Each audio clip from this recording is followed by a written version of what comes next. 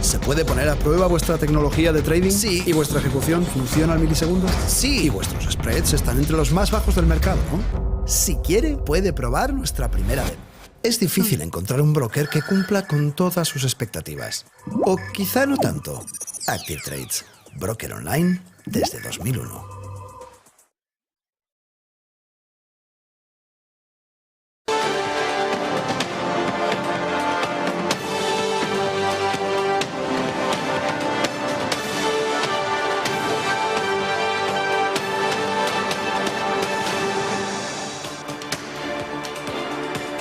Buenos días, 8 de la mañana en la semana en la que sin duda ha estado marcada por los tanques, ese envío de tanques de Alemania y Estados Unidos.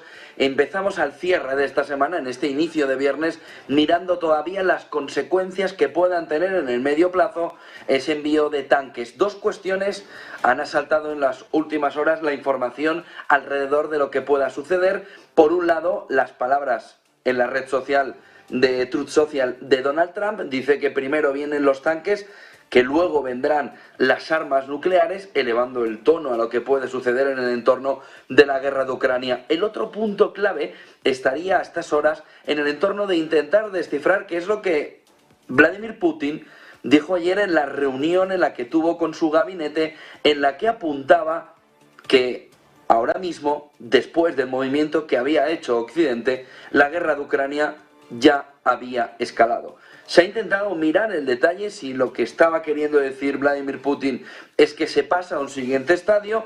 El mundo mira ahora a ver cómo esas palabras en las que se apunta directamente a que ahora la OTAN es quien está enfrente, lo que abre es la puerta a la escalada final del conflicto. Fue hace menos de un año, pero nos acercamos al primer aniversario del inicio de la guerra de Ucrania, cuando ese cisne negro caminaba hacia el mercado. Ahora, no tanto como el año pasado, pero un mercado ensoñado en que la inflación ha desaparecido, el movimiento de tipos de interés ha llegado al punto definitivo arriba, al menos en Estados Unidos, no tanto en Europa. Mira ahora de qué manera se puede empezar a ver como un cisne negro que todavía no se le ve al lado del mercado, puede estropear la fiesta que ahora mismo los inversores tienen encima de la mesa. El posicionamiento de Donald Trump no deja de ser anecdótico, pero pone perfectamente la fotografía del punto al que se puede encaminar la guerra de Ucrania si la escalada del conflicto la recoge Rusia, devolviendo a la fotografía como ayer Vladimir Putin empezó a dar los primeros pasos en estas palabras con el gabinete en la dirección de Rusia, en el gobierno ruso. A partir de ahí hemos visto en las últimas horas como miembros de la OTAN e incluso Stoltenberg decían que lo que se estaba haciendo era apoyar en la defensa, intentando escapar de la escalada del conflicto, intentando dejar a un lado que lo que pueda suceder es un enfrentamiento directo entre la OTAN y Rusia, que ese sí sería literalmente ya el cisne negro llegando al mercado. Es cierto que el inversor en las últimas horas, sobre todo después de conocer el dato de Producto Interior Bruto conocido en la jornada de ayer, empieza a ver de una manera más relajada la fotografía económica. El problema viene desde fuera, como el año pasado. El problema viene en si una escalada puede volver a entorpecer, puede volver a dañar toda la fotografía que nos está dejando la parte económica con más tranquilidad en el mercado. Primera clave del día fundamental, ese cisne negro con el posicionamiento y sobre todo ver hoy cómo distintas espitas, distintas reacciones que puedan venir desde Rusia ponen el foco en ese cisne negro. Pero no puede el inversor dejar de lado lo que ayer sucedió en el dato de Producto Interior Bruto, lo que hoy conoceremos también en ese dato deflactado de inflación que mira la Reserva Federal, que es como hay una especie de cenicienta en el mercado que está alejando los problemas al paso de su movimiento. Que Estados Unidos ayer batiera el dato que esperaba el mercado en cuanto a crecimiento, marcando un 2,9%, después de tener, en el último trimestre del año, después de tener un movimiento en el año, sobre todo de recuperación, con mucha fortaleza, lo que nos empieza a reflejar es que Estados Unidos ahora mismo tiene un comportamiento de su economía muy potente a pesar del movimiento, luego lo verán en gráficos, de cómo se ha comportado la balanza exterior, de cómo se han comportado las exportaciones. De tal manera que el inversor empieza a mirar si todo de verdad debe mirarse desde un lado optimista. Es decir, si el crecimiento no se va a perder, no habrá recesión. Si por otro lado vemos cómo la inflación empieza a desaparecer como por arte de magia, la FED habría conseguido el gran logro de los últimos 60 años. Pero, 1, no hay paraíso sin serpiente. 2, no todos los días llueve a gusto de todos. De tal manera que el inversor, dice BlackRock en la segunda clave del día, debe empezar a dejar de ser demasiado optimista como está siendo. Ha llegado a decir que está pecando de demasiado optimista en un mercado que en estos primeros compases de 2023, dice BlackRock, simplemente está recuperando un mal 2022. A partir de ahí, BlackRock cree que el inversor debe cambiar el mood, debe cambiar la fotografía que está viendo hacia un entorno donde los beneficios empresariales están empezando a mostrar una cierta debilidad en el 2023. Y solo tienen que ver cómo hemos pasado de que las tecnológicas tenían un comportamiento de ceder a la presión de una caída de beneficios y retirar empleo de sus compañías, y parecía algo de solo las tecnológicas, fíjense, las tecnológicas, fíjense, las tecnológicas, fíjense, las tecnológicas, pero la realidad es que hemos visto en las últimas horas como desde distintos sectores, incluido Hasbro, en el entorno de los juguetes, van a hacer un slash, van a hacer un recorte de plantilla que supera el 10%. De tal manera que si el conjunto del consumo discrecional, no del de primera necesidad, empieza a notar que hay una presión muy fuerte de caída de ventas con inventarios muy altos, esas compañías lo que están empezando a ver es que tienen que, para sacar esos inventarios, tirar el precio abajo y por tanto reducir los márgenes. Si esos márgenes se reducen, la vía natural de equilibrar esas pérdidas por menor precio de venta viene del lado del empleo. De tal manera que tecnológicas, banca, que ya lo han visto, pero ahora ya consumo discrecional, empieza a sumarse al camino de los despidos. Es decir, empieza a adelantarnos que de verdad, como decía la gran banca privada norteamericana, el primer semestre va a ser muy complicado. Y solo tienen que ver el dato de ayer también como anecdótico en España. Anecdótico porque es España. Y es el movimiento en el que se esperaba una reducción de la tasa de paro y nos encontramos un aumento de la tasa de paro. De tal manera que la percepción de los analistas ahora mismo ya no es correcta en materia de empleo. Ahora mismo ya se empieza a ver cómo el impacto en empleo, es decir, en márgenes empresariales, es muy importante. De ahí que la reflexión que hace BlackRock en el informe de que está pecando de optimista el mercado en estos primeros compases de 2023 nos debe llevar a la reflexión que cuando toda la banca patrimonial norteamericana se une en un mensaje muy claro, o se produce o forzarán que se produzca a base de recomendaciones y de análisis que vayan en ese entorno. Cisne negro viniendo. Vamos a ver qué sucede con el cisne negro. La guerra de Ucrania, la escalada de la guerra de Ucrania, el movimiento de los tanques, o como dice Trump, que la siguiente fase sean las armas nucleares. Pero el mercado empieza a ver, sobre todo de cara a la semana que viene con la reunión de la FED, porque la del Banco Central Europeo prácticamente está claro que van a salir allí dando alazos como el halcón más potente que puedan ser. Pero no se espera de la FED un comportamiento tan hawkish. De tal manera que si el miércoles vemos un comunicado, o vemos un movimiento de 50 puntos básicos, vemos un movimiento de la FED que modifique la fotografía que ahora mismo está viendo el inversor, abróchese el cinturón. Porque habrá cambiado la fotografía que ahora mismo todo inversor espera que sucede, a pesar de que toda la banca patrimonial está diciendo esto que está sucediendo no es lo que refleja lo que está pasando a nivel empresarial. Y ustedes saben que lo más importante que refleja el mercado, sobre todo, es la marcha de la empresa. Aunque tengamos compañías que puedan subir sin dar beneficio. Pero eso es harina de otro costal, que además entraremos en gráficos luego.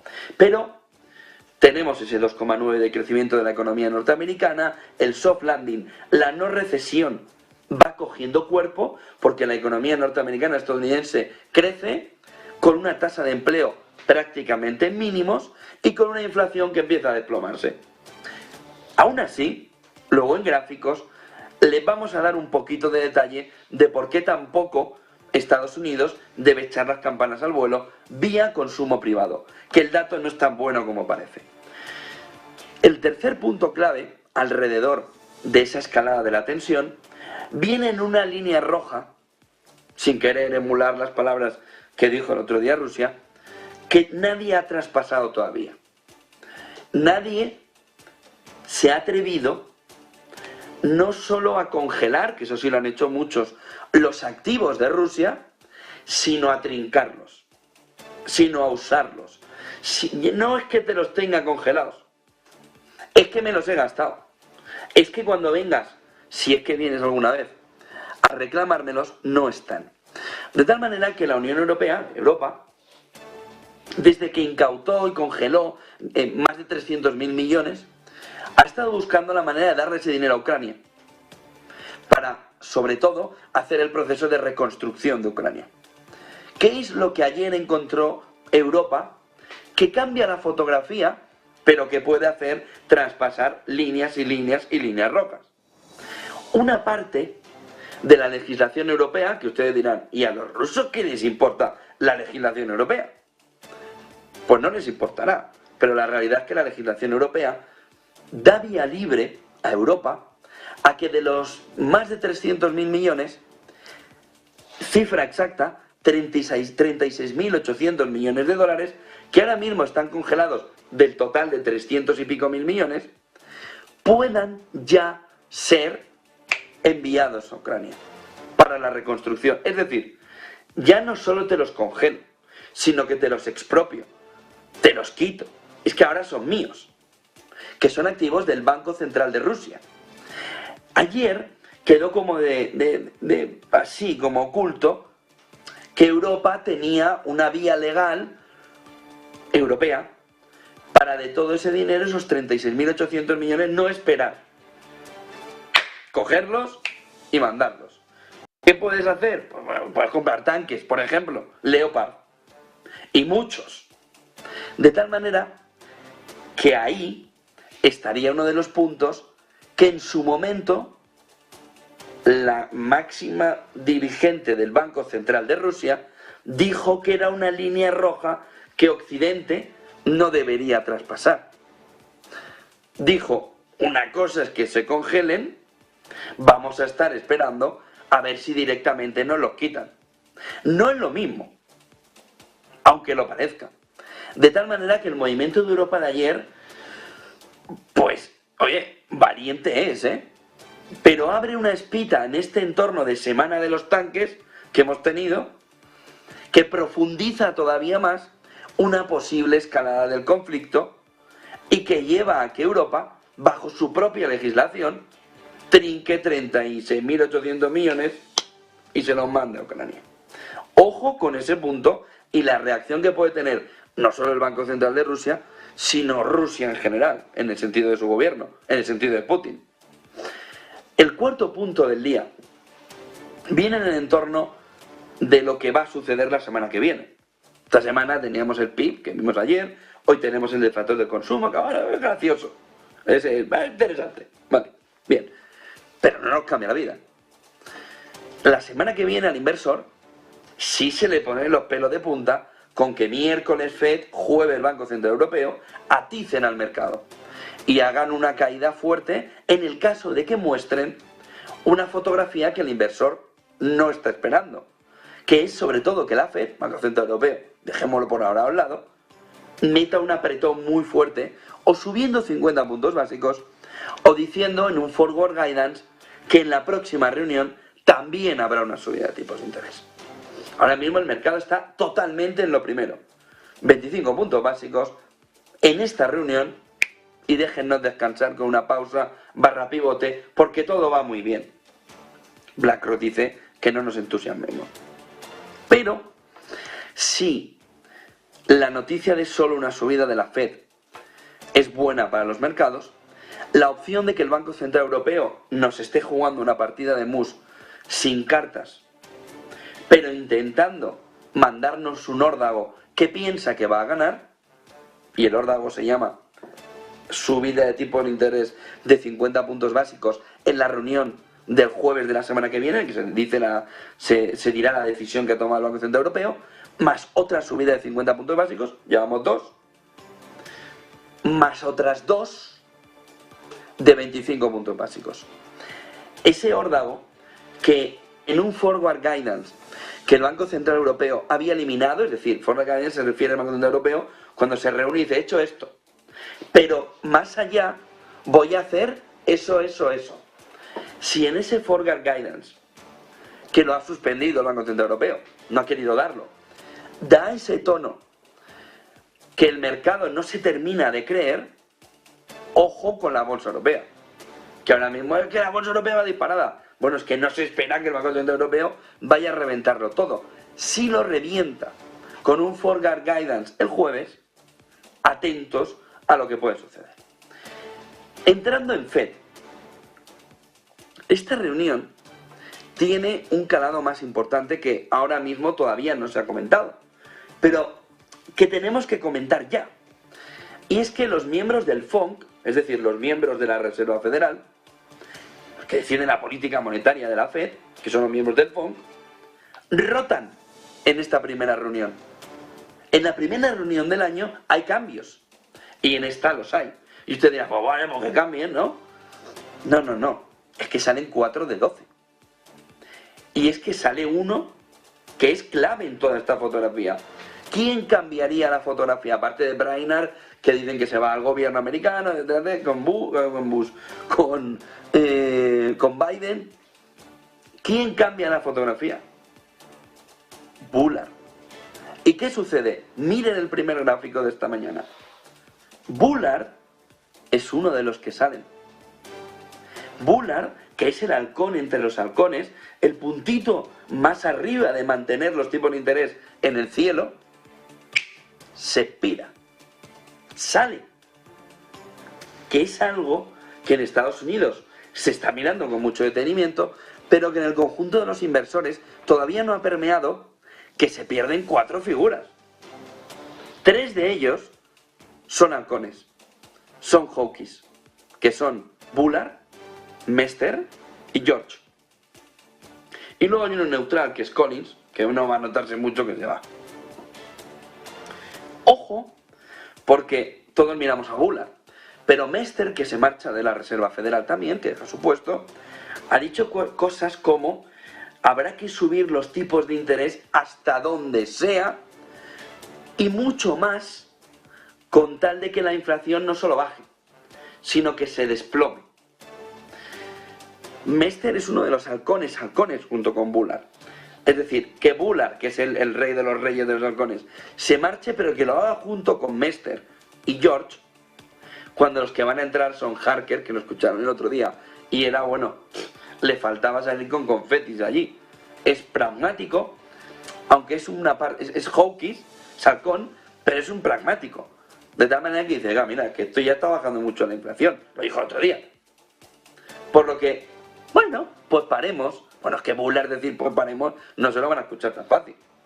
Entra Goldsby, entra Harker, entra Logan y entra Kashkari. Kashkari fue muchos años paloma, fue la parte más dovish de la Reserva Federal. Ahora tiene un tono más hawkish, pero porque todos lo tienen. De tal manera que se van 3 halcones y medio, pero te entran 3 dovish y medio. ¿Qué significa? Que ese cambio en la Reserva Federal nos acerca todavía más a la pausa pivote. Primero porque ya no tienes a Bullard.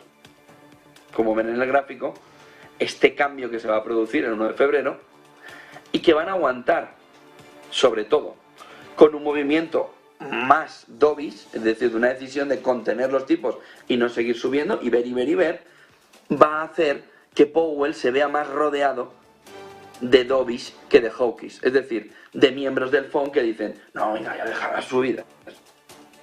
Lo cual va a cambiar la política monetaria, porque son 4 de 12, que ahora tenían un tono muy agresivo en subida de tipos y que cambian por 4 que tienen un tono diferente. Dejemos FED a un lado, que la semana que viene y el fin de semana vamos a tener mucho. Miren, el siguiente gráfico, que es sobre cómo Rusia está vendiendo en Asia, tiene una anécdota, pero que los analistas han mirado, sobre todo en las últimas horas, en plan, pero si es que te las cuelan todos los días. Y tiene el posicionamiento, la forma, el camino. Si ven este gráfico, verán que lo que para Rusia era 2 millones de barriles al día de petróleo, ya son casi 3. Que India, que tenía el 4 de marzo, en ese gráfico, casi nada de compra de petróleo vía marítima de Rusia, ahora se ha convertido en una bestia, le compra más de 1 millón de barriles. Las últimas semanas no, la media de los últimos meses más de 1 millón de barriles, De tal manera que la suma de China, que más o menos ha sido estable si vemos la media, pero la incorporación de India y el movimiento también de ANGNAO, y aquí lo desglosamos, fíjense que hay ANGNAO Asia y ANGNAO en general, bueno, ¿cuál es la clave que están mirando los analistas las últimas horas de este gráfico de Bloomberg? Todo eso que ven sin conocer el destino tiene un objetivo muy claro. Es decir, ¿quién quiere comprar para hacer negocio petróleo a Rusia para hacer qué? ¿Y por qué le quita la bandera? Pues esto puede haber llegado a India, a China, o Dios sabe dónde. ¿Cuál es el objetivo? El objetivo es el 5 de febrero. Este 1 millón de barriles de petróleo que ven en la parte final, que conforman la línea naranjita y la línea verde, es el 1 millón de barriles de petróleo que Europa necesita de refino. Qué casualidad que en las últimas 4 semanas hayamos visto un movimiento de ANGNAO, de barcos que no se sabe porque se esconden o que apagan para que no sean rastreados, que llevan exactamente la misma cantidad de refino que necesita Europa, que estarían en el entorno del 1 millón de barriles más o menos cada 15 días. Ese 1 millón de barriles diarios que necesita de refino Europa, casualmente nos aparece en este gráfico como ANGNAO Asia y ANGNAO en general, sin conocerse. De tal manera que los analistas empiezan a ver que la puerta trasera, esa Kerkaporta, ¿no?, viene sobre todo desde Rusia a Asia para mantener lo que siempre ha sido el principal o uno de los principales proveedores de refino europeos, que es Rusia. Oiga, el 5 de febrero ya no le puedo comprar refino, pero ¿de quién es el petróleo de aquel? Ni idea. Pero ¿y el barco con qué bandera vino? Ninguna, vino sin bandera. Entonces no está sujeto a las sanciones. ¿Por qué? Porque no ha firmado el seguro con las navieras occidentales. Sobre todo las griegas, que son las que tienen más del 70% de ese transporte. De tal manera que volvemos a ver cómo Rusia, a quien las sanciones le intentan impactar, le intentan golpear en el hígado, siempre encuentra, o en este caso vuelve a encontrar económicamente, una puerta de atrás que coincide exactamente con lo que Europa va a comprar a Asia. Es decir, qué casualidad, que más de 1 millón de barriles diarios de petróleo vayan de Rusia a Asia y que Europa pida esa cantidad a Asia. El gráfico nos refleja que la puerta de atrás económica de Rusia siempre encuentra esta línea verde y esta línea naranja, y que el cinismo económico europeo viene por taparse la nariz a la hora de ver este gráfico. y saber quiénes están ahora mismo comprando ese refino a Asia, que en el fondo Asia es incapaz de dar ese refino, si no se le da, o si no le da el Brent, Rusia. Miren el siguiente gráfico, volviendo al Producto Interior Bruto de Estados Unidos. Aquí marca el comportamiento del 2,9% que vimos ayer, retrocede un poquito, pero menos de lo que se esperaba, olvida esos dos movimientos en negativo que tuvimos en el primer semestre, muy compensados por el segundo semestre, de tal manera que Estados Unidos ha conseguido darle la vuelta a una situación de recesión técnica que antes o después a la FED hay que reconocerle, pues mire, pues sí, ustedes estuvieron en recesión, pero benditas recesiones que se recuperan de esta manera. Miren el siguiente gráfico, sin embargo, porque no todo el monte es orégano. Si ven en este gráfico, vamos a ver cómo se ha comportado la demanda interna, es decir, el consumo, es decir, qué y cómo está comprando el consumidor. El dato es 2,9, el Producto Interior Bruto. La demanda interna ha crecido un 2,1, por debajo del 2,9. De tal manera que al ver los datos de Producto Interior Bruto que salieron ayer, que pudieron ver aquí en Negocios Televisión, se puede interpretar que el consumo privado, sobre todo discrecional, lo que nos está diciendo la banca privada, tal y como nos está diciendo la banca privada, se va reduciendo, está cayendo, está recogiéndose, está reduciéndose.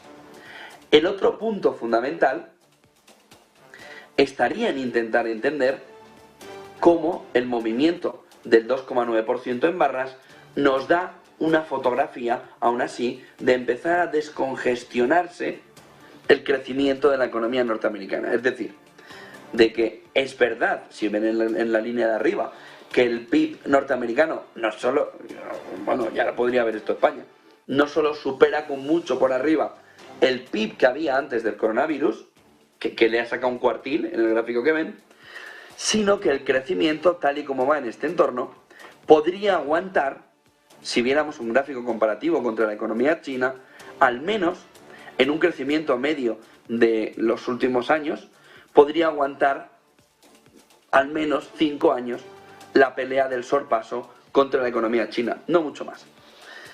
Luego volvemos al Producto Interior Bruto, pero quisiera saltar a este otro gráfico. Este gráfico del del SP500, nos marca cómo gran parte de la banca patrimonial en los últimos días, a medida que se han empezado a conocer los datos, todos nos dicen, va a caer de 220 a 160, Morgan Stanley sobre todo. Lo que nos enseña este gráfico es que el beneficio por acción está yéndose hacia arriba a medida que las empresas del último trimestre del año pasado. Y aquí tienen un forecast, una previsión, en el que ven línea azul, negativísimo, viene la previsión desde el año pasado, nos dice que nos iremos a 215 EPS, beneficio por acción, de media del SP500, pero ya se percibe que hay una mejora que sobre todo se puede producir o que se puede haber producido en final del 22, inicio del 23, que nos llevaría a un beneficio por acción que sería 225. Ya no cae. Ahora la previsión dice que sube, pero si se marcha a la línea roja que nos está impulsando qué beneficio por acción pudiera haber en 2024, en estos datos de Refinitiv, se ve que el beneficio por acción, que ahora mismo está descontando el inversor y que por eso está tirando al mercado hacia arriba, dejando a un lado la liquidez, que es verdad que es el elemento fundamental, dejando a un lado la liquidez, el beneficio por acción de 2024 nos está marcando que se va a 250. Ya no es que caiga a 160, que ya no caiga a 160, es que nos dice en el 22 215 no cae en 2023, sino que sube a 225 y se marcha a 250 en 2024. Pues además de la liquidez y de no creerse a la FED, este es el otro punto clave que están mirando los grandes inversores, las manos fuertes, la banca privada, que dice, uy, aquí hay algo que no cuadra. Las empresas no están empeorando los beneficios. Pero es que además, aun viendo que los propios directivos no compran sus propias acciones, aun viendo todo eso, hacia 2024 vemos una mejora de beneficio por acción muy fuerte. Entre 2022, $215 EPS, al entorno de los 250. La subida es brutal. Es lo que está haciendo el mercado, de decir, tocamos fondo en noviembre, sí que hay recuperación. Saben que hay una parte del mercado que dice, ustedes han tomado algo. Esto va para abajo. Y no hay quien lo sostenga. Bueno, aquí la realidad es que este cambio de perspectivas es el que está indicándole al inversor, no me quiero quedar fuera de una subida de beneficios por acción de compañías norteamericanas. Quiero entrar. Y si encima viene alineada con una pausa pivote, con una disminución de la inflación, con una Europa mejor de lo que se esperaba, festival.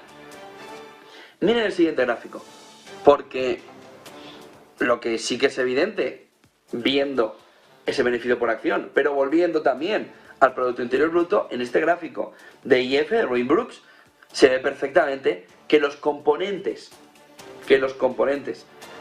del Producto Interior Bruto en cuanto a consumo, inversión fija e inversión residencial, la inversión residencial se ha metido un castañazo descomunal. Lo que pasa es que la venta de hidrocarburos tapa muchas cosas, esconde muchas miserias. Una de ellas es esta, es que el sector inmobiliario está lanzado a la pared, está lanzado al suelo, pero lanzado no está. En este gráfico ven muy bien cómo la inversión residencial en Estados Unidos, bueno, se está dando un tropezón descomunal. No todavía al nivel que ven en el gráfico de 2008, este gráfico está indexado a 100 en el cuarto trimestre del 2007, es decir, antes de la burbuja inmobiliaria. De tal manera que se puede ver como la caída no es tan potente, pero empieza a ser, por lo menos, empieza a asemejarse. Si ven la caída de la inversión residencial en el COVID, no tiene prácticamente ni punto de comparación.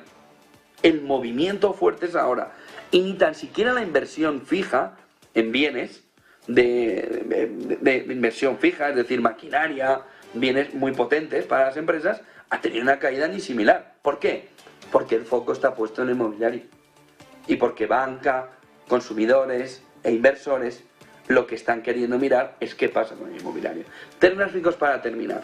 Tenemos por un lado, en esta tabla de componentes de Producto Interior Bruto, lo que les intentaba decir. Miren, el cuarto trimestre del 2022 viene con la desaceleración desde el 2,3 al 2,1 del consumo privado, del gasto del consumidor. Sobre todo, ¿dónde? En consumo discrecional, no en consumo de primera necesidad, que es lo que sigue aguantando. A partir de ahí vemos que, por un lado, tanto el tercer trimestre como el cuarto, una parte importante del crecimiento, piense que Estados Unidos ha crecido al 2,9 en el cuarto trimestre, pero que el gasto del gobierno ha crecido al 3,7, pero que el gasto federal ha crecido al 6,2. Es decir, ¿qué ha tirado hacia arriba? Entre otras cosas esta, cómo el gobierno ha gastado a manos llenas. ¿Para qué? Había elecciones de midterm y había que intentar que la percepción de la situación económica fuera razonablemente buena. A partir de ahí tenemos exportaciones desplomándose después de un segundo y tercer trimestre muy bueno al menos 1,3, no por el menos 1,3, sino porque venía del más 14,6, y unas importaciones que están ahora mismo en una caída del menos 4,6. Es decir, todavía la balanza comercial le sale positiva, pero claro, el diferencial se le ha reducido mucho a Estados Unidos en el último trimestre. Si vemos la inversión residencial, ahí vemos un comportamiento de aumento del 26,7% que viene del menos 27,1%. Es decir, un comportamiento muy potente hacia arriba con un dato final de Producto Interior Bruto real del 2,9%, como les decía. Dos gráficos más para terminar y vemos cómo viene la jornada. Miren, este penúltimo gráfico nos marca cómo la recuperación que ha tenido la bolsa alemana le lleva a estar ahora mismo en una capitalización mayor a las empresas alemanas que a Amazon, que a Google, y estar prácticamente empatado con Microsoft en capitalización, compañías frente a DAX, lo que nos está reflejando el movimiento fuerte de recuperación de las empresas alemanas, a pesar de la gran cantidad de problemas que han tenido en el año pasado. No lo consigue con Apple, que ven aquí que está todavía muy por encima del resto, pero ojo con el movimiento del índice alemán, del DAX, que nos estaría marcando una capitalización ya comparable con las empresas tecnológicas estadounidenses. Como ven, sobre todo fue el coronavirus lo que dejó al DAX por debajo, siendo más value que el comportamiento growth, venía históricamente por delante, ¿no? Pero el comportamiento, sobre todo de los tiempos del coronavirus, le ha dejado por detrás en capitalización, justo ahora está en la remontada. Y un último gráfico que viene relacionado con los que venimos contando hace varios días atrás, y es cómo se convive con que las empresas tengan pérdidas. El 40% de las compañías del Russell 2000 tiene el beneficio en negativo. Y dicen, bueno, pero es normal, son growth. Bueno, ¿y qué pasa? Que no eran growth en el 98, en el 99, en el 2006, en el 2007, y sin embargo, ¿qué es lo que sucede cuando entramos en un periodo de recesión? Que se agudiza, que empresas de crecimiento, que empresas growth, tienen más pérdidas cada vez que se acerca a un periodo de recesión. ¿Qué es lo que tenemos ahora? Recuperación desde los tiempos del coronavirus, hay menos empresas, llegamos a tener el 45%, estamos en el 40%, pero la tendencia vuelve a ser alcista, vuelve a ser de recuperación, lo que significa que si esto se estuviera cumpliendo, vamos camino de que la recesión, que estaríamos a punto de entrar, impacte directamente en empresas de crecimiento, en empresas growth. Y aquí en este EPS y en este porcentaje también de beneficio que tienen las compañías, se nos marca, se nos detalla que ahora mismo estaríamos camino de una recesión si el mercado, si estas compañías volvieran a presentar una caída muy importante de beneficios, dejando en lugar del 40% en el entorno del 45% como tuvimos en el coronavirus. Piensen que saliendo de la recesión, de la crisis financiera, ahí teníamos en el entorno del 40% de las empresas del Russell 2000 en terreno negativo, en beneficio negativo. Estamos ya en las 8:37 de la mañana en un mercado que espera como agua de mayo lo que diga la Reserva Federal para que le confirme todas sus buenas sensaciones. Vamos a ver si la confirma o el mercado se lleva un guantazo la semana que viene. Y vamos a ver también el mercado en Europa. Por ahora, no calma tensa, sino calma con una relajación del VIX muy importante en la última semana, a la espera de ver sobre todo si además otro de los componentes clave, que es el euro, se dispara definitivamente la semana que viene con un comportamiento diferente, más débil la FED que el Banco Central Europeo. Eva Villanueva, buenos días, cuéntanos cómo viene la preapertura del mercado, cómo